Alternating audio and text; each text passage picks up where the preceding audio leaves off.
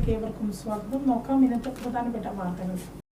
അങ്കണവാടിയിൽ ഉപ്പുമാവ് മാറി ബിരിയാണി വരുന്നു, പായസവും. വിവാദ കന്നഡ ഭാഷാ പരാമർശം കമൽഹാസനെ രൂക്ഷമായി വിമർശിച്ച് കർണാടക ഹൈക്കോടതി. മദ്യവിൽപ്പന വരുമാനം 51,000 കോടിയാക്കി UP, 6 വർഷത്തിൽ ഇരട്ടിയായി. PV അൻവറിന് തിരിച്ചടി, ഒരു പത്രിക തള്ളി TMC സ്ഥാനാർത്ഥി മത്സരിക്കാനാവില്ല.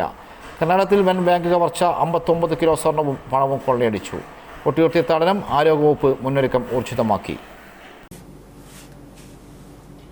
വിശദമായ വാർത്തകളിലേക്ക് കടക്കാം. അങ്കണവാടിയിൽ ഉപ്പുമാവിനു പകരം ബിരിയാണി വേണമെന്ന ശംഖുവിന്റെ ആഗ്രഹം സാധിച്ച് ആരോഗ്യവകുപ്പ് മന്ത്രി വീണ ജോർജ്.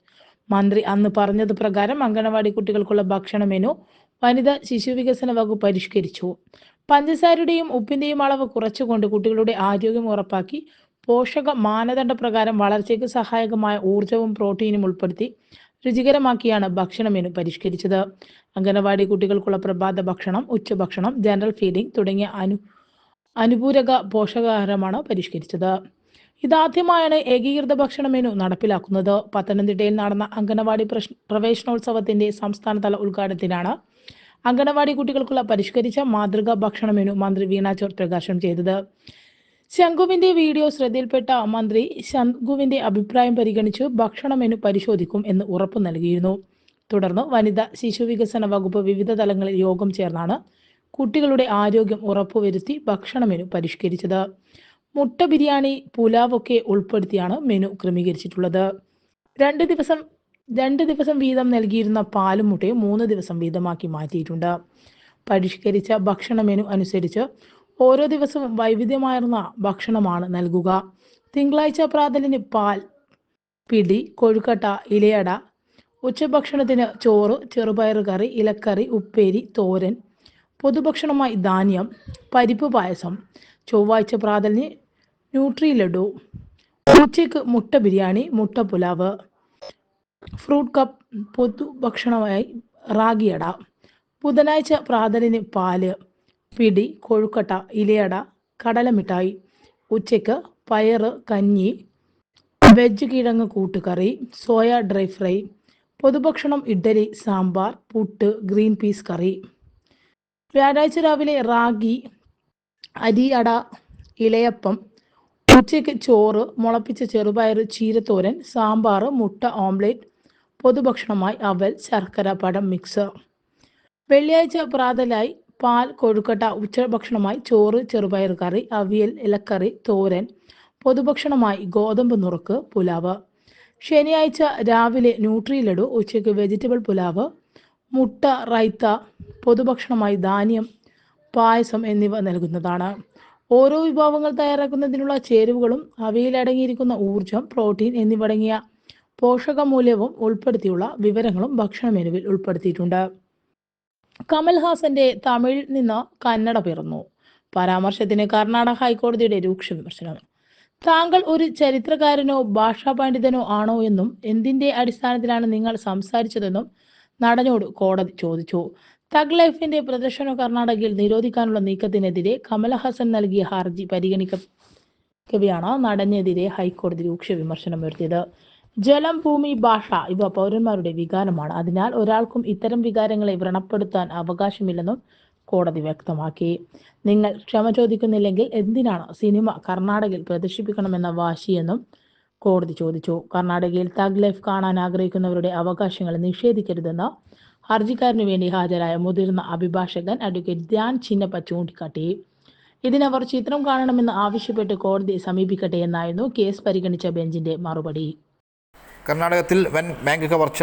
വിജയപുരം ജില്ലയിലുള്ള കനറ ബാങ്കിൻ്റെ മനകുള്ളി ശാഖയാണ് കൊള്ളയടിച്ചത്. ബാങ്കിലെ സ്ട്രോങ് റൂമിൽ സൂക്ഷിച്ചിരുന്ന 59 കിലോ സ്വർണവും 7 ലക്ഷം രൂപയും കവർന്നു. ഏകദേശം 53 കോടിയോളം രൂപ വില വരുന്ന സ്വർണ്ണമാണ് നഷ്ടപ്പെട്ടത്. മെയ് 25-നാണ് മനകുള്ളി ടൗണിലെ ബാങ്കിൻ്റെ ശാഖയിൽ കവർച്ച നടന്നത്. 24 നാലാം ശനിയാഴ്ച ആയതിനാൽ ബാങ്ക് അവധിയായിരുന്നു. മെയ് 25-ന് ബാങ്ക് വൃത്തിയാക്കാൻ ജീവനക്കാരി എത്തിയപ്പോൾ ഷട്ടർ ലോക്ക് തകർന്ന് ശ്രദ്ധയിൽപ്പെട്ടു. തുടർന്നുള്ള പരിശോധനയിലാണ് മോഷണ വിവരം അറിയുന്നത്. മെയ് 26-ന് കനറ ബാങ്കിൻ്റെ മാനേജർ പോലീസ് പരാതി നൽകി. 6 മുതൽ 8 വരെ അംഗങ്ങളുള്ള സംഘമാണ് മോഷണം നടത്തിയതെന്ന് പോലീസ് പറഞ്ഞു. ഷട്ടർ ലോക്ക് തകർത്താണ് മോഷ്ടാക്കൾ അകത്ത് കടന്നത്. പ്രധാന കവാടത്തിൻ്റെ പൂട്ട് തകർത്ത് അലാറം സംവിധാനം പ്രവർത്തനരഹിതമാക്കി. സ്ട്രോങ് റൂമിലെ സ്വർണം വച്ചിരുന്ന ലോക്കർ തകർക്കാൻ വ്യാജ താക്കോൽ ഉപയോഗിച്ചതായി കണ്ടെത്തി. 2 ദിവസമെങ്കിലും ബാങ്ക് നിരീക്ഷിച്ച ശേഷമാണ് മോഷ്ടാക്കൾ കൃത്യം നടത്തിയതെന്ന് പോലീസ് പറഞ്ഞു. ബാങ്കിൻ്റെ പ്രവർത്തനങ്ങളെക്കുറിച്ചും സജ്ജീകരണങ്ങളെക്കുറിച്ചും വ്യക്തമായി അറിയാവുന്നവരാണ് കവർച്ച നടത്തിയതെന്നാണ് സൂചന. ദുർമന്ത്രവാദത്തിന് ഉപയോഗിക്കുന്ന ചില വസ്തുക്കളും സംഭവസ്ഥലത്ത് നിന്ന് കണ്ടെത്തിയിട്ടുണ്ട്. എന്നാൽ ഇത് അന്വേഷണം വഴിതെറ്റിക്കാനുള്ള ശ്രമത്തിൻ്റെ ഭാഗമാണെന്നാണ് പോലീസിൻ്റെ നിഗമനം. മോഷണം നടന്ന സമയത്ത് ഏകദേശം 53 കോടി രൂപയുടെ സ്വർണവും 7 ലക്ഷം രൂപയും ബാങ്കിലുണ്ടായിരുന്നുവെന്ന് സ്ഥിരീകരിച്ചിട്ടുണ്ട്. ഹെർണാൽ, ഹുബള്ളി തുടങ്ങിയ അയൽ ജില്ലകളിൽ നിന്നുള്ള ആളുകൾ വായ്പക്കായി കനറ ബാങ്കിൻ്റെ ശാഖയിൽ സ്വർണം പണയം വെച്ചിരുന്നു. അതേസമയം വ്യാപകമായി അന്വേഷണം നടത്തുന്നുണ്ടെന്ന കേസിൽ കൂടുതൽ അന്വേഷണം നടത്താൻ 8 ടീമുകൾ രൂപീകരിച്ചിട്ടുണ്ടെന്നും പോലീസ് പറഞ്ഞു. നിലമ്പൂരിലെ LDF സ്ഥാനാർത്ഥി M. സ്വരാജിന്റെ സ്ഥാനാർത്ഥി പര്യടനം പുരോഗമിക്കുകയാണ്. സ്ഥാനാർത്ഥിയെ നേരിൽ കാണുവാനും പിന്തുണ അറിയിക്കുവാനും നിരവധി പേരാണ് സ്വീകരണ കേന്ദ്രങ്ങളിലെത്തുന്നത്. സ്വരാജിനെ മണ്ഡലത്തിൽ നിന്നും വലിയ ഭൂരിപക്ഷത്തിൽ വിജയിപ്പിക്കുമെന്ന ദൃഢനിശ്ചയത്തിലാണ് നിലമ്പൂർ ജനത. സ്കൂളുകൾക്കും ആശുപത്രികൾക്കും വന്ന മാറ്റം, ക്ഷേമ പെൻഷൻ വർധനവ് എന്നിങ്ങനെ ഇടതുപക്ഷ സർക്കാർ നടത്തിയ വികസനം ഊന്നിപ്പറയുകയായിരുന്നു ഓരോ സ്വീകരണ കേന്ദ്രങ്ങളിലും LDF സ്ഥാനാർത്ഥി M. സ്വരാജ് വോട്ട് അഭ്യർത്ഥിച്ചത്.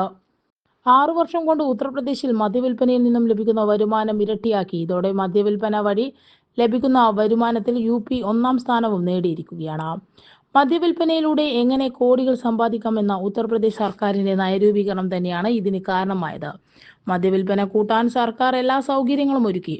ഇങ്ങനെ മദ്യവിൽപ്പന വഴി 2024-25 വർഷത്തെ വരുമാനം 51,000 കോടിയായി ഉയർന്നു. ടൈംസ് ഓഫ് ഇന്ത്യയാണ് ഇത് സംബന്ധിച്ച വാർത്ത നൽകിയത്. മദ്യവരുമാനത്തിൽ ആദ്യത്തെ 10 സ്ഥാനങ്ങളിൽ പോലും കേരളമില്ല എന്നതാണ് പ്രധാനപ്പെട്ട മറ്റൊരു കാര്യം.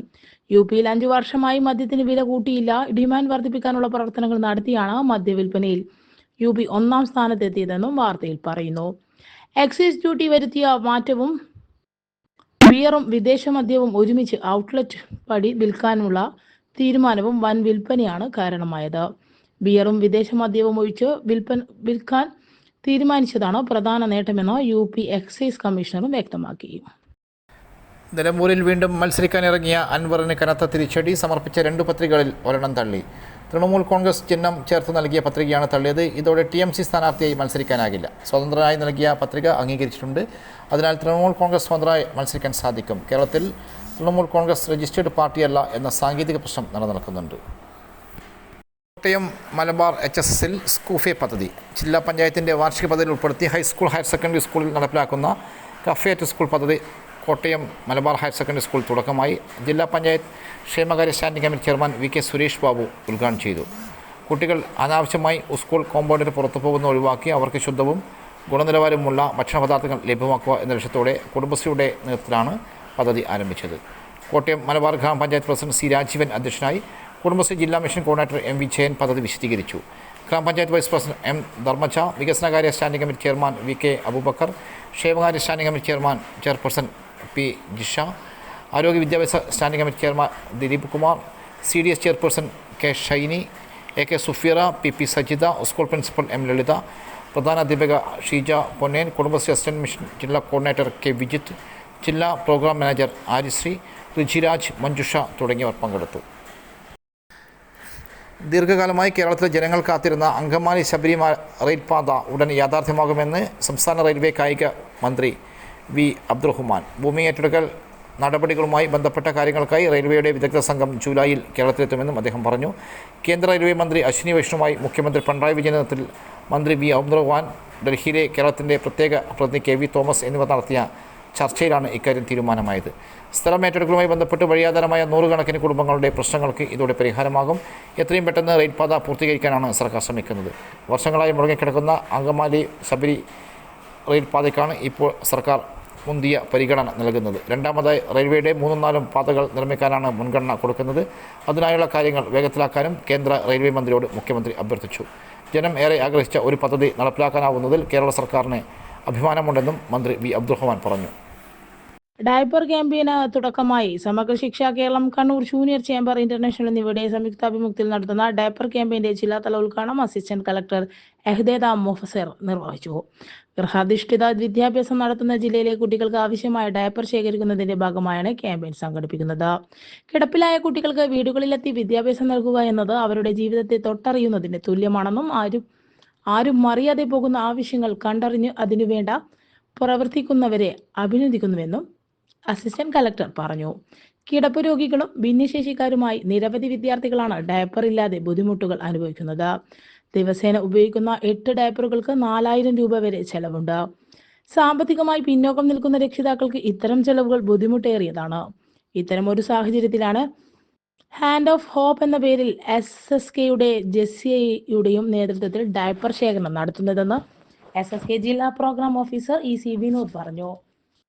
SSK ജില്ലാ project coordinator PK Sabeed, Vidyakiranam coordinator KC Sudheer, special educator NS Dhanya, JCA joint director doctor Megha Pothan, ജില്ലാ information officer PP Bineesh, JCA പ്രതിനിധികളായ സംഗീത അബായ്, സവിത ഭാസ്കർ, മാച്ചിത, സുറുമി, രശ്മി, റിനിഷ, മേഘ തുടങ്ങിയവർ പരിപാടിയിൽ പങ്കെടുത്തു. കൊട്ടിയൂർ വൈശാഖ മഹോത്സവത്തിന് മുന്നോടിയായി തീർത്ഥാടകരുടെ അടക്കമുള്ള പൊതുജനാരോഗ്യ സുരക്ഷ ഉറപ്പുവരുത്തുന്നതിനായുള്ള നടപടികൾ ആരോഗ്യവകുപ്പ് ഊർജിതമാക്കി. ജില്ലാ മെഡിക്കൽ ഓഫീസിൽ DMO ഡോക്ടർ പീയൂഷ് M നമ്പൂതിരിപ്പാടിന്റെ അധ്യക്ഷതയിൽ പ്രോഗ്രാം ഓഫീസർമാരുടെ ഹെൽത്ത് ഇൻസ്പെക്ടർമാരുടെയും യോഗം ചേർന്നു. ഉത്സവ സ്ഥലത്ത് സ്വീകരിക്കേണ്ട ആരോഗ്യ സുരക്ഷാ നടപടികൾ ചർച്ച ചെയ്തു. ഹെൽത്ത് ഇൻസ്പെക്ടർമാർക്കുള്ള പരിശീലനവും നടന്നു. നോഡൽ ഓഫീസർ ഡോക്ടർ KC സച്ചിന്റെ നേതൃത്വത്തിലുള്ള സംഘം കൊട്ടിയൂർ ക്ഷേത്രം സന്ദർശിച്ചു. ദേവസ്വം എക്സിക്യൂട്ടീവ് ഓഫീസർ ഗോകുലമായി ചർച്ച നടത്തിയ സംഘം DMOക്ക് റിപ്പോർട്ട് സമർപ്പിക്കും. സംഘത്തിൽ ടെക്നിക്കൽ അസിസ്റ്റന്റ് MP മുരളി, ജില്ലാ എപ്പിഡമിയോളജിസ്റ്റ് അഭിഷേക് എന്നിവരും ഉണ്ടായിരുന്നു. ഉത്സവ പ്രദേശത്ത് കൊതുകുജന്യ രോഗങ്ങൾ നിയന്ത്രിക്കുന്നതിനായി ജില്ലാ വെക്ടർ ബോൺ ഡിസീസ് കൺട്രോൾ യൂണിറ്റിന്റെ കൊട്ടിയൂർ PHCയുടെയും നേതൃത്വത്തിൽ റോഹിംഗ് നടത്തി. ഉത്സവ സ്ഥലത്ത് ആംബുലൻസ്, ലാബ് സൗകര്യങ്ങളോടെയുള്ള മെഡിക്കൽ സൗകര്യം ഒരുക്കും. പകർച്ചവ്യാധി പ്രതിരോധത്തിനും മാലിന്യ സംസ്കരണത്തിനും മുൻഗണന നൽകും. യോഗത്തിൽ nodal officer doctor KC Sachin, doctor G Aswin, doctor Aneeta K Josy, ജില്ലാ VBD control officer doctor KK Shini, ജില്ലാ ഡെപ്യൂട്ടി മാസ് മീഡിയ ഓഫീസർമാരെ SN Ardra, T Sudheesh, technical assistant in charge MP Murali, ജില്ലാ nursing officer in charge VV Malathi, administrative assistant Shyam Sundaram, ഉത്സവവുമായി ബന്ധപ്പെട്ട ചുമതലയുള്ള ഹെൽത്ത് ഇൻസ്പെക്ടർമാർ എന്നിവർ പങ്കെടുത്തു. വാക്കൈ പൂത്തപാതകൾ നോവൽ പ്രകാശനം 7-ന്. ചിന്ത പബ്ലിഷ് പ്രസിദ്ധീകരിക്കുന്ന രാധാകൃഷ്ണ പട്ടാനയുടെ നോവൽ വാകൈ പൂത്തപാതകൾ ജൂൺ 7-ന് പ്രകാശനം ചെയ്യും. കണ്ണൂർ കലക്ട്രേറ്റ് മൈതാനിൽ ലൈബ്രറി കൗൺസിൽ പുസ്തകോത്സവ വേദിയിൽ രാവിലെ 10-ന് Kannur police commissioner P Nithin Raj IPS പ്രകാശനം നിർവഹിക്കും. ഡോക്ടർ P വർഗീസ് പുസ്തകം ഏറ്റുവാങ്ങും. നോവലിൻ്റെ കവർ പ്രകാശനം പ്രമുഖ പ്രഭാഷകനും എഴുത്തുകാരനുമായ ഡോക്ടർ സുൽപിയയുടെ ഫേസ്ബുക്കിലൂടെ നിർവഹിച്ചു. ഇതോടെ ഇന്നത്തെ ആസാദി വാർത്തകൾ ഇവിടെ സമാപിക്കുകയാണ്. അടുത്ത വാർത്ത പഠിച്ച് നാളെ രാത്രി വീണ്ടും കാണാം. നന്ദി, നമസ്കാരം.